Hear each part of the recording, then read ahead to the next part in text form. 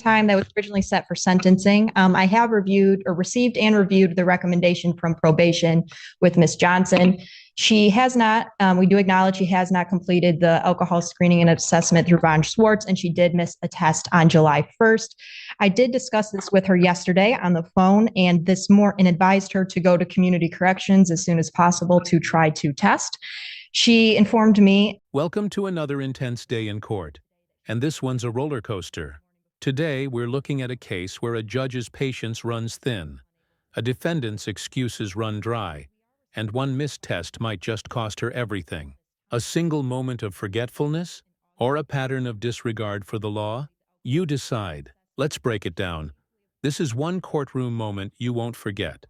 And so did her father, who is here with her today, that she did go to community corrections this morning before court and was there for about 45 minutes. And they said she was unable to test this morning. We are respectfully requesting that the court not remand her at this time and that we adjourn the sentencing out in August to give her the opportunity to complete the alcohol screening and assessment. She is gainfully employed at St. Joe's. She does not want to lose that job.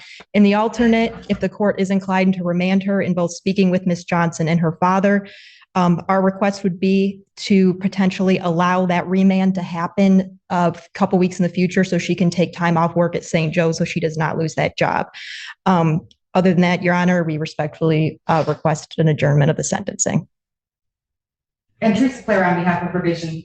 Your Honor, I did communicate with community corrections this morning. She did go over, and she wasn't scheduled to do a test today, so she did not test. She did do her download of her scram. Here's what's happening. The defense is pleading for leniency, hoping the judge will delay sentencing to give the defendant time to complete her alcohol assessment. That might sound fair, but remember, this isn't her first warning. Judges often grant grace once, maybe twice, but when compliance becomes optional, it starts to look like contempt. What do you think? Is this compassion or just leniency gone too far? I just confirmed with them that there was no violations on the scram. However, she had not reported to them after June 15th. So there was quite a bit of info that they had to download on that. So I do know that there was no violations on the scram. However, probation also wants to point out to the court that this court did direct her back on April 3rd, I believe, and warned her about any further mistesting. So she was given a warning by this court back in April about her remaining compliant with the testing.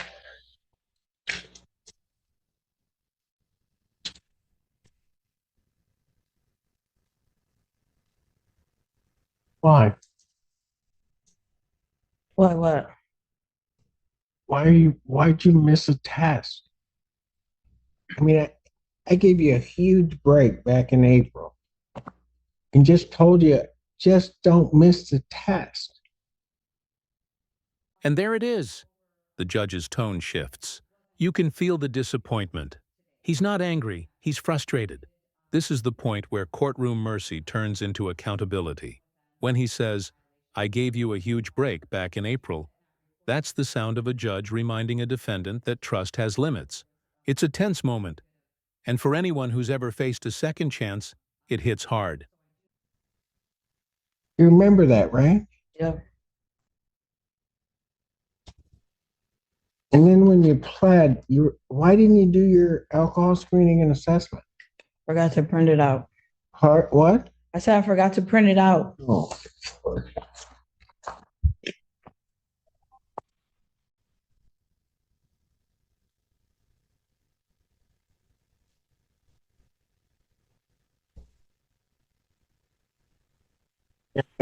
They do so much. I mean, I didn't send you the last time.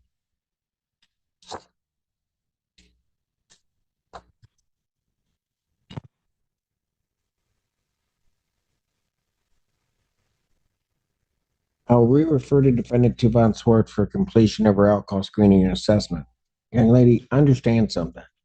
If you don't do it, and I don't have that alcohol screening and assessment, the only thing that I can really sentence you to is the maximum time.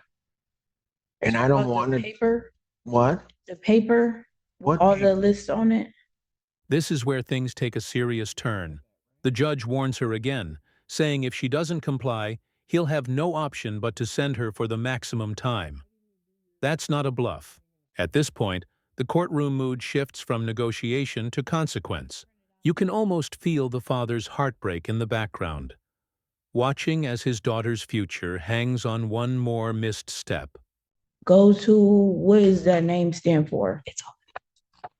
That's somebody that you need to call to set up an appointment so that they can interview you and do an assessment.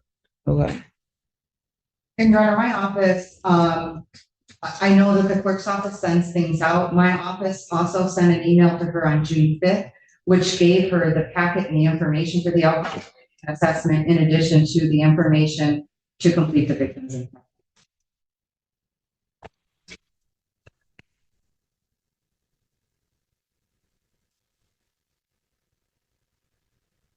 You need to pay a $75 referral fee. Do you have that? No.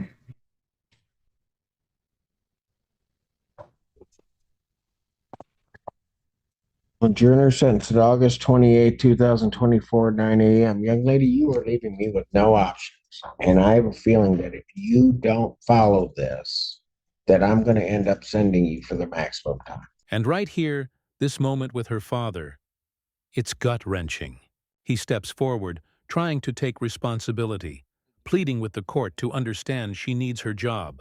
You can sense the humanity in the room, a parent caught between love and disappointment. The judge, to his credit, still shows empathy. But even empathy has a deadline. Do you think the court's being too harsh, or is this tough love finally overdue? So in this, I'm going to, for the bond violation, I'm going to remand her for 3 days. Washtenaw County Jail for the bond violation. And then remanded.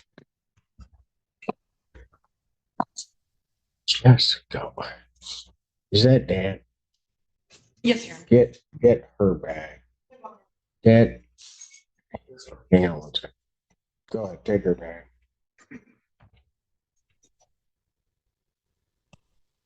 Come on up, Tim. Can you come up to the phone? What's your name, sir? Tony Johnson. Okay. Can you help try to get her through the, Yes, I will definitely make sure that she does it. She lives with her mom. So let's recap. The defendant was warned months ago, failed to comply, and now faces jail time for a bond violation. The judge's decision, 3 days in county, sends a message. Responsibility isn't optional. It's a sobering reminder that the justice system balances mercy with accountability. So I don't kind of know the things that kind of goes on. So I'm just coming to support, and I just was hoping that you didn't take her to jail because I know. she need this job so bad. I know. And I trust me, I did not want to. I just, Miss Clara, can you give to Dad the Von Swartz information and the victim's impact information so that he has it, so that I get where he is, so that he knows what she has to do. Yes, Your Honor. I do know, I heard him in the hallway, really getting after her for not doing things. So I think that he will. Well, I don't doubt And that. if you stop by my office, sir, I'll ask them to give you the paper printed out. And is that in this It's building? right down the hallway. Okay. And so I'll tell them you're coming right down. And, Okay. I have the $75 for any fee or whatever that she might have needed to pay. I do have the money, so.